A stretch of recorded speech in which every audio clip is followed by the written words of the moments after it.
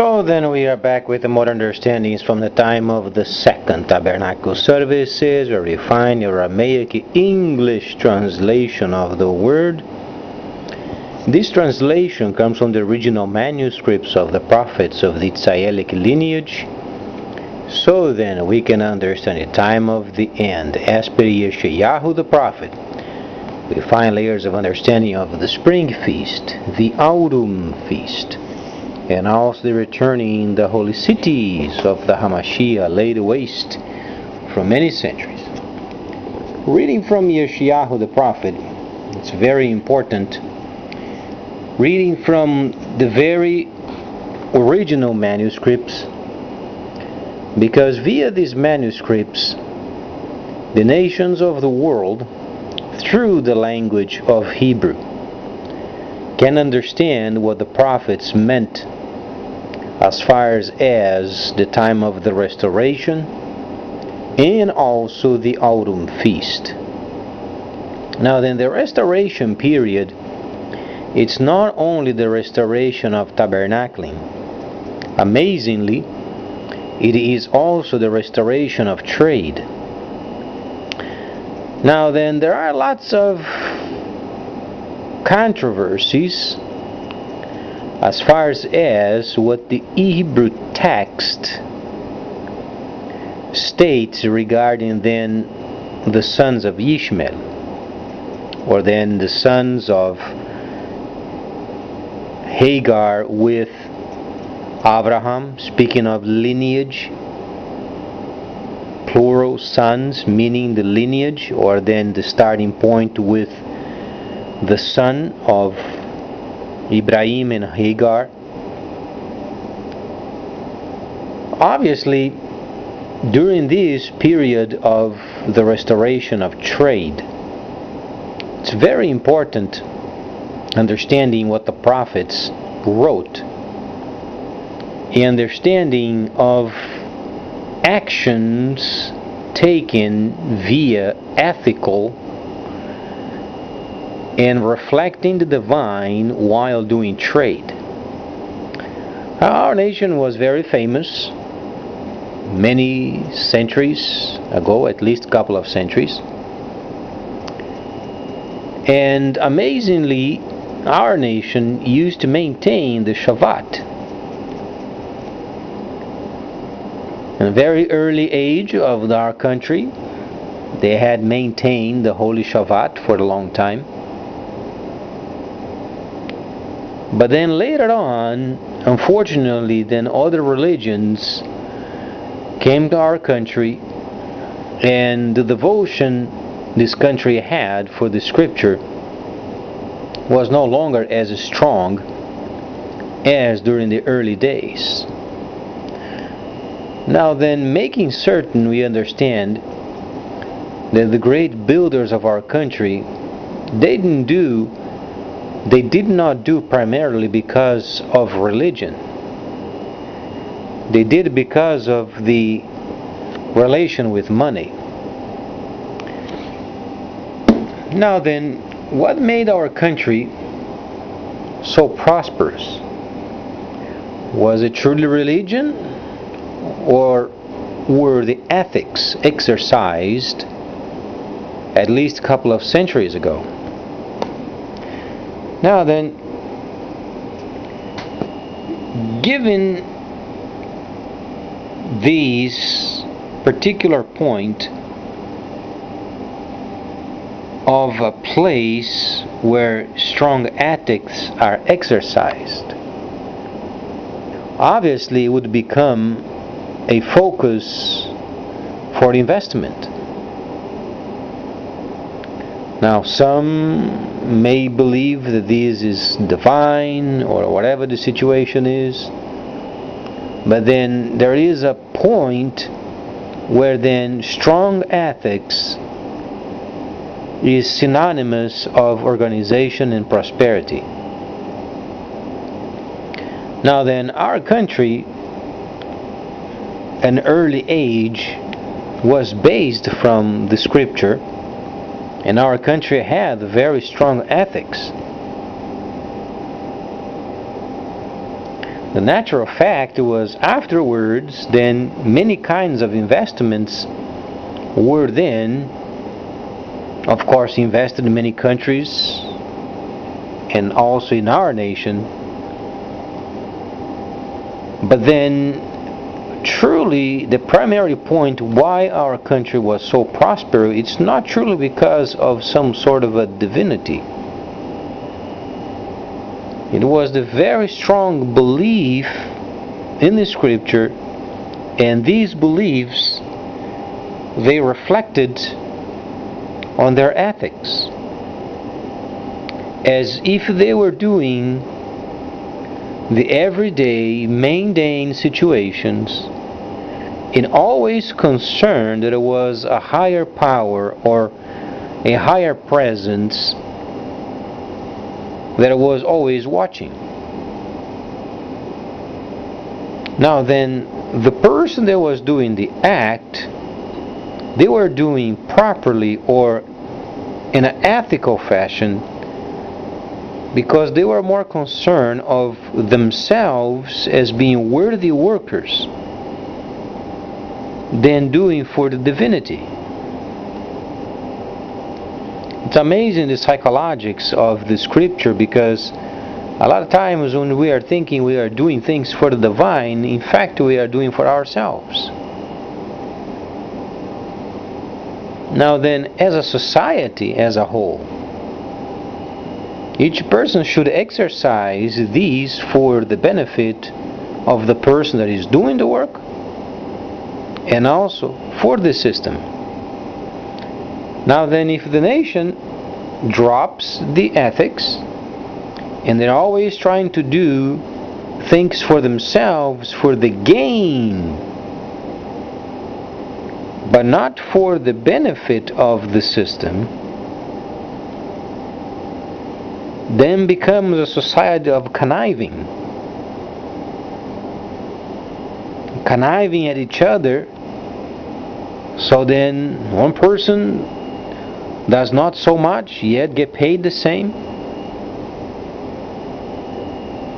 do a very precarious or then cheap type of work only to get around it or get by, or only wasting time, because there is not a sect of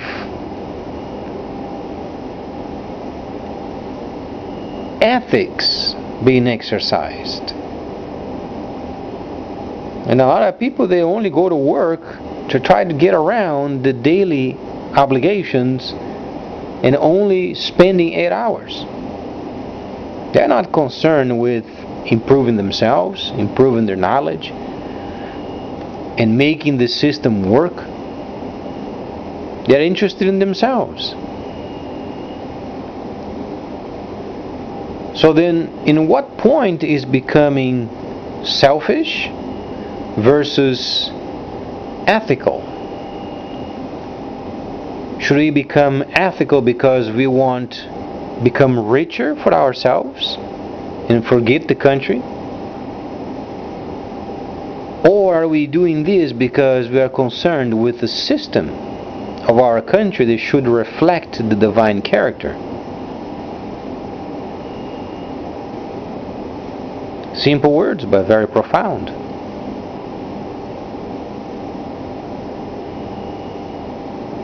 Now then, as far as Daniel, the 11th chapter, there are a few considerations that the prophet Yeshua mentioned regarding then the relationship with the nations in the period of restoration. Now, what restoration truly means? Is it only a religious aspect of it, or is there a relation with the trade? Now then, for a moment, Ibrahim with Hagar had a son. Understandably, the trade in the region,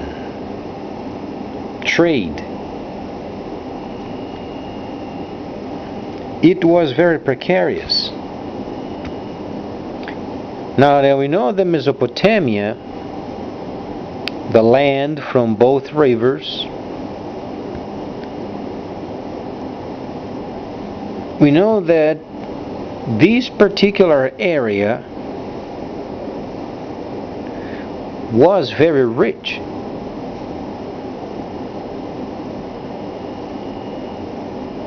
Now then, the people, however, they were not.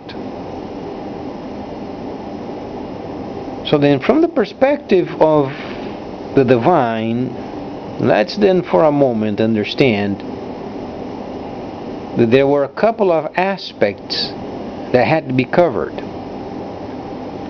One of them is trade, the other is religion. Now then, the divine had decided to speak with Abram,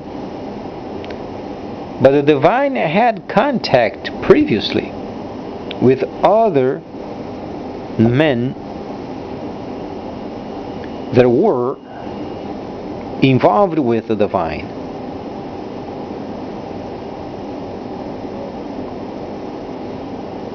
So then, when people blindly, they are only working for themselves, and no longer there is a system involved, then the situation becomes what a person can get from the system, not a person can give to the system.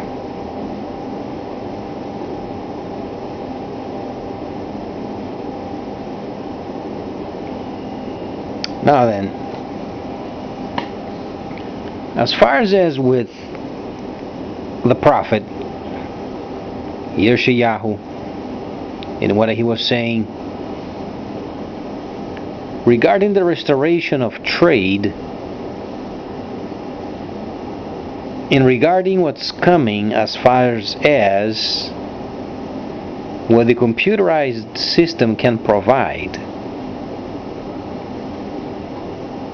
Now we are talking of ethics. Now then, prior of going into Canaan, the people, they had some portions of learning when they were involved with the trade. Now then, Abraham, when he made direct contact with the divine,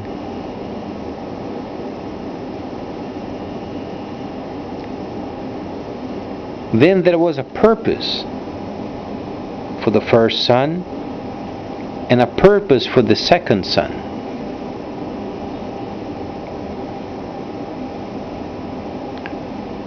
Now then, when there is a very important link with a person and the divine,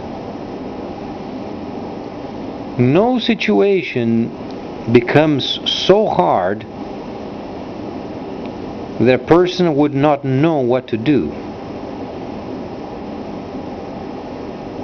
Now, many people, when they read the word, understandably, certain portions of the scripture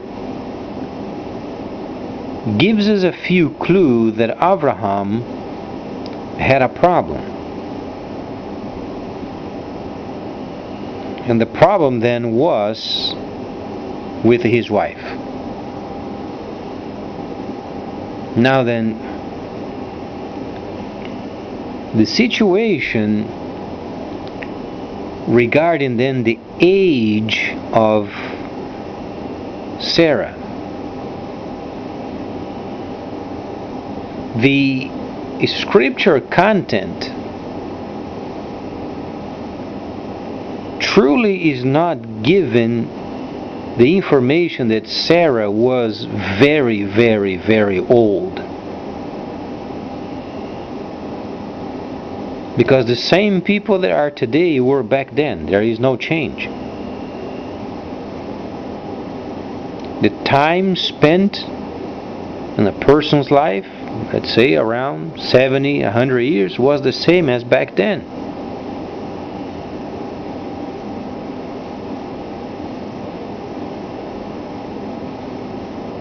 Now then, Abraham,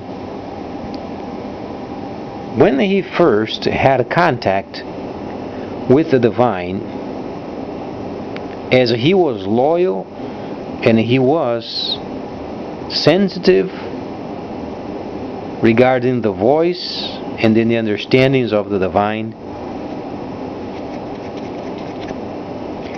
truly his relationship with Hagar was a very important period, because it would set the standards of trade in the region. Now we know that the trade was from the east. The strong portions of trade came from the east. Now when these portions of trade would reach the area of Ur and the region of Mesopotamia, we knew that the region were repleted with stealing, with people not being honest, with the wrong type of scales, and that's what the divine mentions many times.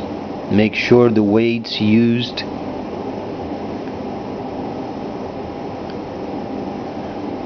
Now then, from the standpoint of the divine, it had to have some sort of standard of teaching of trade.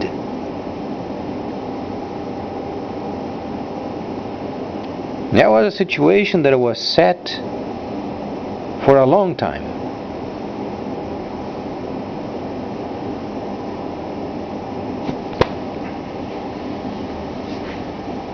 Now then, Abraham, he did not make a mistake when he had a relationship with Hagar.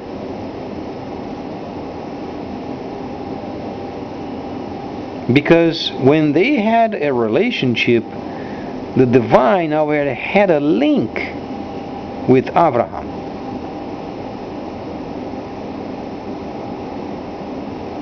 And a person strongly linked with the divine won't ever, under any condition, would do anything wrong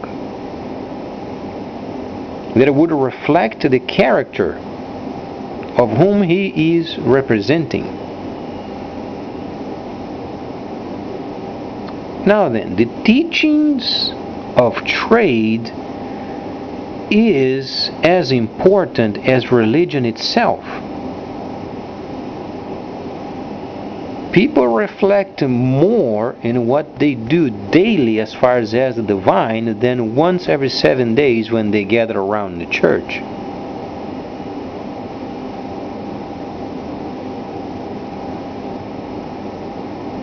So when Abraham had a son with Hagar, it was a plan.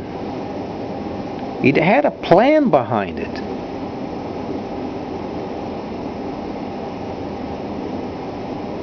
So then, when we read in Bereshit, the starting point of the scripture, we find in Joseph that was sold into slavery. He was sold because there was a caravan of the Ishmaelites coming through the land. So they were very prominent.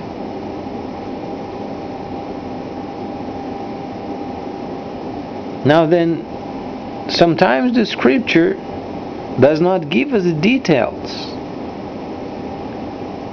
because mostly of the scripture is regarding tabernacling. Now then, from the standpoint of Abraham and the first son, obviously the boy was taught the proper way of doing trade.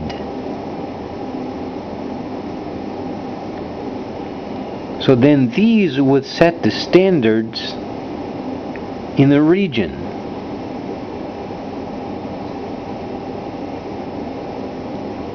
Now then, the scripture is very old. Understandably, this scripture was edited many times. The scriptures were lost for many years. Bits and pieces were kept. And they had to put together the whole lot again. In modern translations, you have concrete, you have abstract, and the whole thing mixed up together.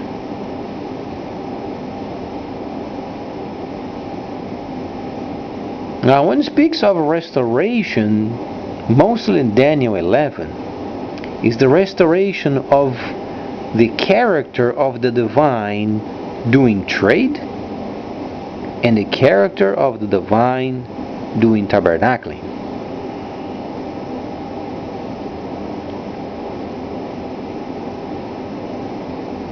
Now then, this gives us a few enlightenments extremely important. Why then later on, when we read Yeshayahu, for instance, the 23rd chapter, gives us a few understandings of these people wearing turbans,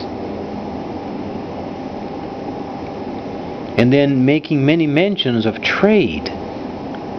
But these are not the people from the scripture per se. These are then the sons of Ishmael. Now, does it mean that in a nation then there was no proper trade? No, that's not the point.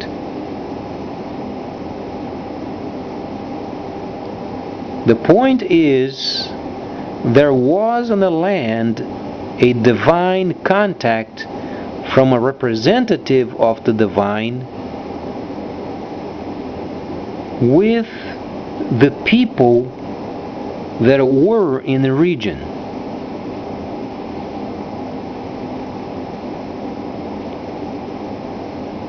Now then, later on, there were some problems with both of these, because one was doing more, the other was not doing, and then the nation of the divine decided to put a king in charge of the nation to become like the other nations, and then trouble.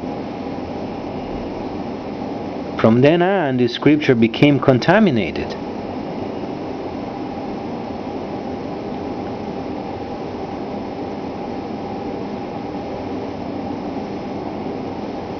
So then, when Daniel explains the situation regarding tabernacling and the nations, the kingdom of the north, the kingdom of the south, and then the kingdom of the east, many people sometimes they are confused because they think the kingdom of the north was the nation of the divine, and then the kingdom of south was then Judah, and then what about the east? There was no people of the divine in the east. So obviously he's speaking of a content that is in the future regarding the nations during the period of the restoration of trade amongst the nations, and then preparing them then for the time of the end.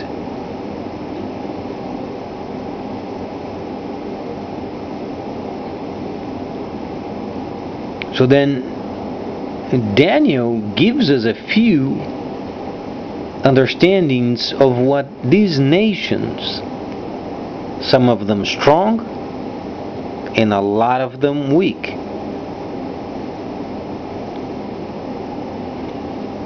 Now Daniel 11 is linked up with Daniel the 2nd chapter. The base of the statue where iron does not mix with clay. Later on, then Daniel had some questions regarding, but what are these strong nations? How they're going to react with each other? Now it was revealed that the kingdom of Babylon was the head of gold, and then the Medo-Persians, and then afterwards then the Greco country, and then Rome, and then from then on became very weak. The system became weak. Yet Daniel knew, because of the strength of the iron, he had an understanding of the head of gold, metal, silver is metal, and then the combine truly was bronze, because then mixing of metals was much later, and then the bronze, and then the iron. Daniel knew that it was a link with a strong leadership coming from the iron. So when it came to the base of the statue, the iron, and then clay is not iron, obviously Daniel did understand that it was a representative of the iron pieces, and he wanted to know how these strong kingdoms were going to react with each other.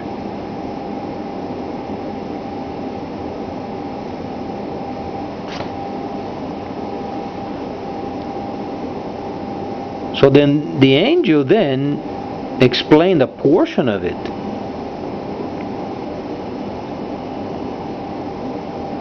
But the understanding, the principal understanding is ethics.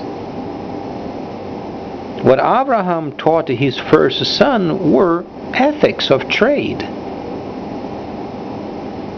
Now then, regarding the second son, Sarah was not very old. Now, from the perspective of the holy nation of that time, it was very popular for ladies having children at a very early age. Now then, when we're talking of 40 years old and then having children, that's very late. Now, Sarah was not 80, 90 years old when she had a son. That's beyond what a human being can bear children. And then becomes mystical.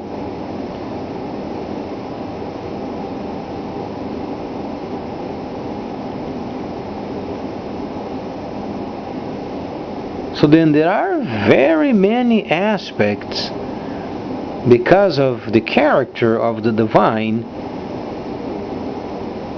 When we understand the character, then the scripture must fit these characteristic.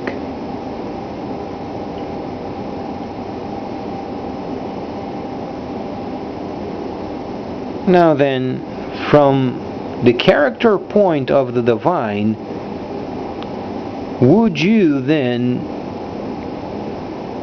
throw a child with the mother in the midst of a desert?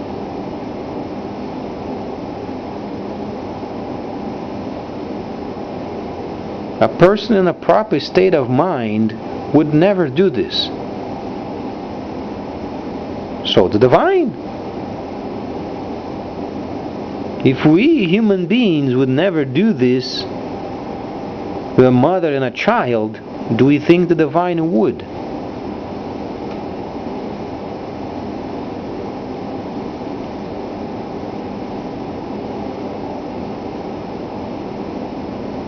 And most importantly, the divine had a contact with Abraham previously.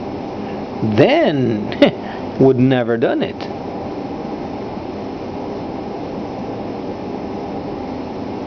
Now later on, because of skirmishes and because these, because that, because the other, and then obviously there are many changes that were done in this scripture, because it at this point in time is fragmented.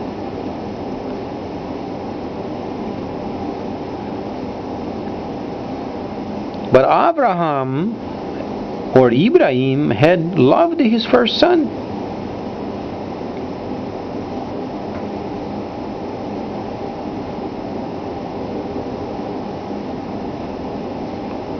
That's why then the Arabs, for instance, in the Middle East are very prominent. Because they had a contact with the divine through Abraham or Ibrahim.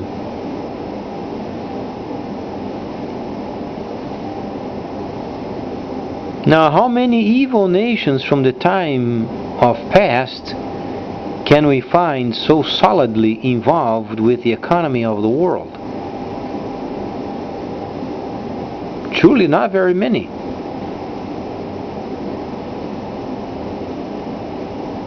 Now these people are solidly part of the world's trade. It's because they had a divine contact back then. Otherwise they wouldn't have.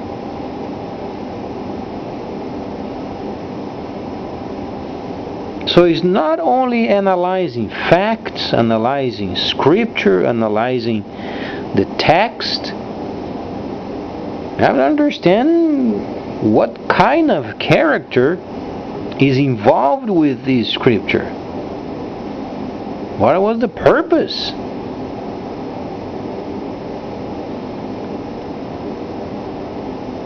So then Abraham, truly, he did not have a situation of a problem with laying with another lady.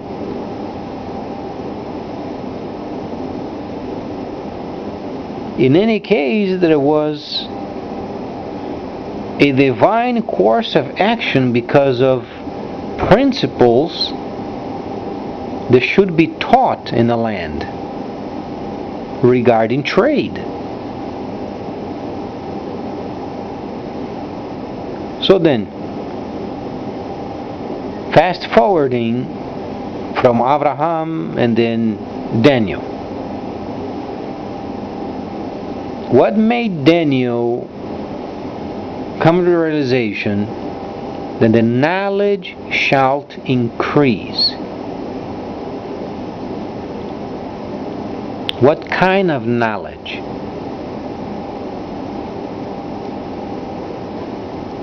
Now then, is knowledge a word that is abstract or is it solid?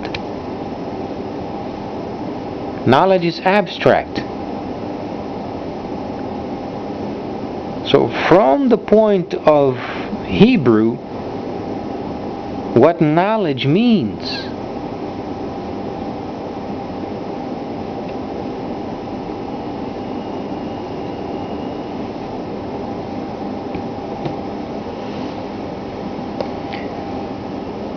Daniel then, he makes mention of a spirit, and right after this spirit we found then the word knowledge.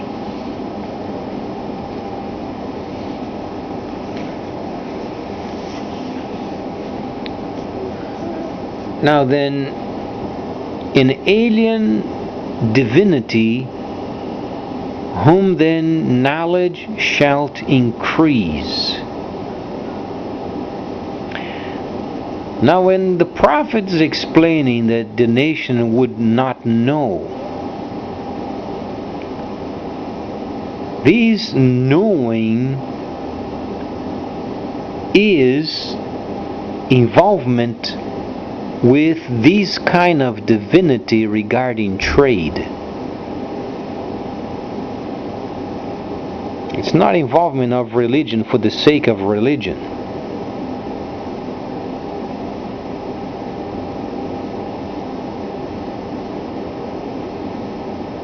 Now then, the lines of trade of the East were known, but the nation of the divine did not practice. So then when knowledge shall increase for the purposes of trade, because knowledge should be in understanding of action. And the only understanding Daniel had was placing in action those principles that he was taught.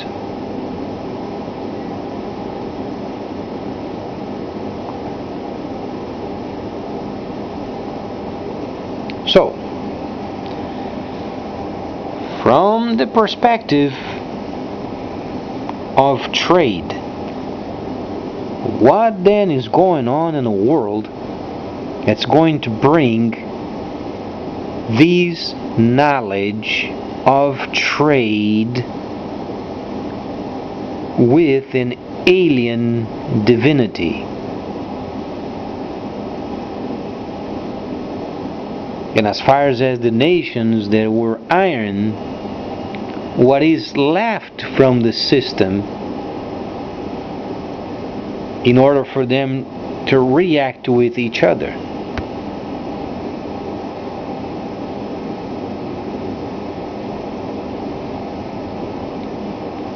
Now, when religion is mixed with the trade, there is always a problem, because then ethics drops.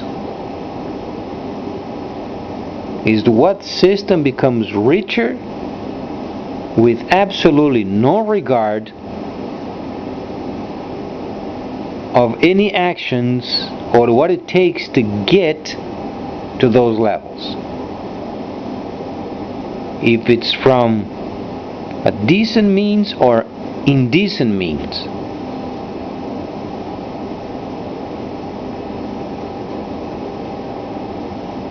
Now then, the scripture is explaining principles of trade. That's why then computers are set in market, because it exactly shows what a person should put the price for, what a person pays for in a transaction. This is what people should be exercising. But because scoundrelizing is so bad during this time of the history of this planet,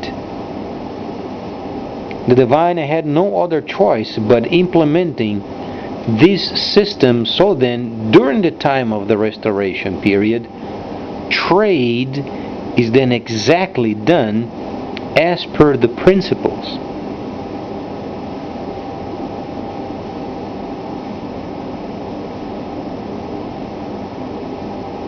Now then, from this point of view, then we can start understanding what this alien divinity means and what is the relationship of the sons of Ishmael and the kingdom of the East. Now then, is anything left for the other nations? Well, there are many situations going on in the world, and one of them is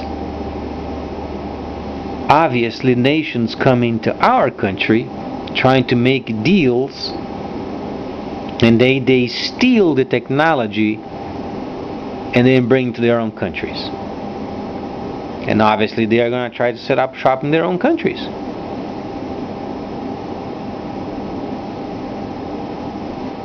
So, as far as the kingdom of the south, what can we find in Yeshayahu regarding the kingdom of the south? Why then Africa is so important during this time of the restoration period?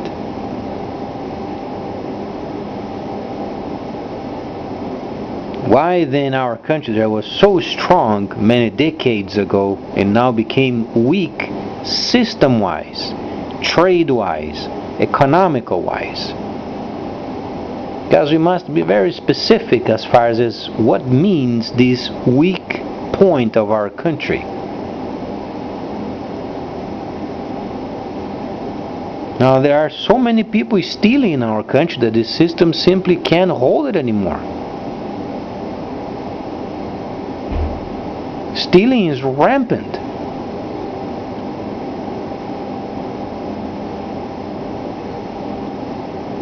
Our resources are being wasted. Other countries are copying our technology. Now, how can we expect our system to survive?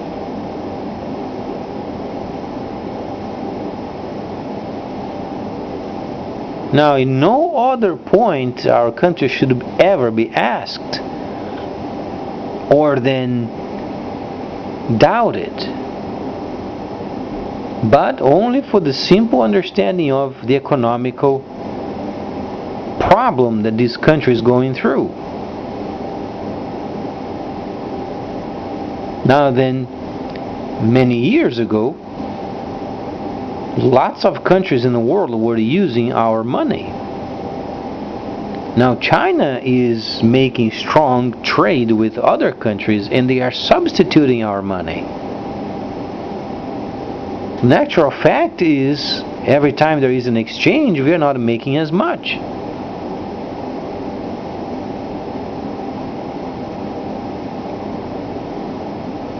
Now then, Africa has vast mineral resources, and these resources, principally in the Congo, is very disorganized. They have factions, militias everywhere. It truly is not an organized country. Now why then Yeshaya mentions and the violent ones beyond the rivers of Ethiopia? Why then Daniel, when explaining that there is a system that was, the word is despised, but despised is an abstract word, so we are talking of a tangible system that was weakened, and how then later became stronger.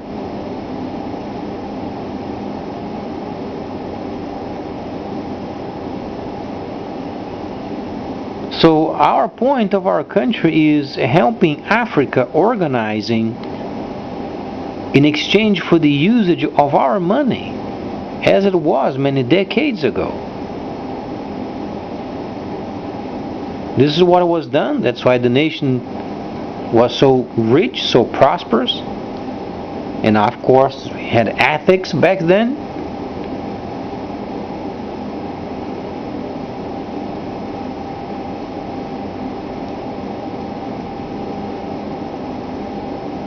Now, the Department of IRS, for instance, is not even verifying the names before sending out checks. You know, how can you expect our nation to survive in a situation like this?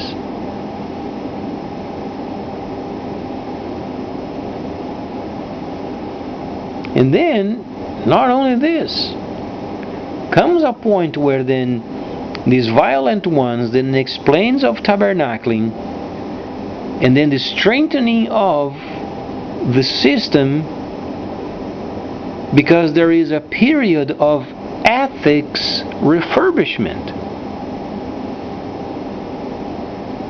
But in our country, you must understand, Africa, the place beyond the rivers of Ethiopia, has a very big role because of the mineral resources they have. That is very vital for the electronics industry.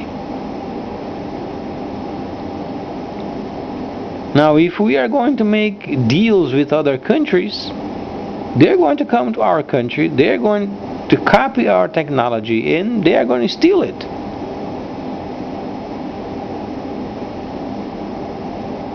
As they have done for years and years and years. Now, what can we expect that this time it won't be the same? Of course it's going to be the same. Because the ethics of our country is so badly maintained. What was outrageous back in the old times, today, we can simply have a record of the system because it's so big. What kind of excuse is that?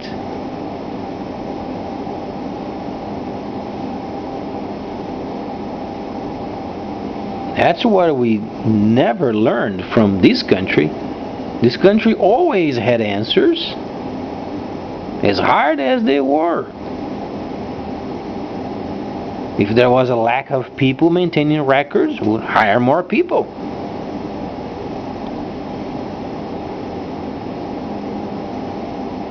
So the situation, unfortunately, regarding then ethics, unfortunately, changed. But the main point for our country is making a deal with Africa and its vast resources, organizing and using our money as a means of international exchange.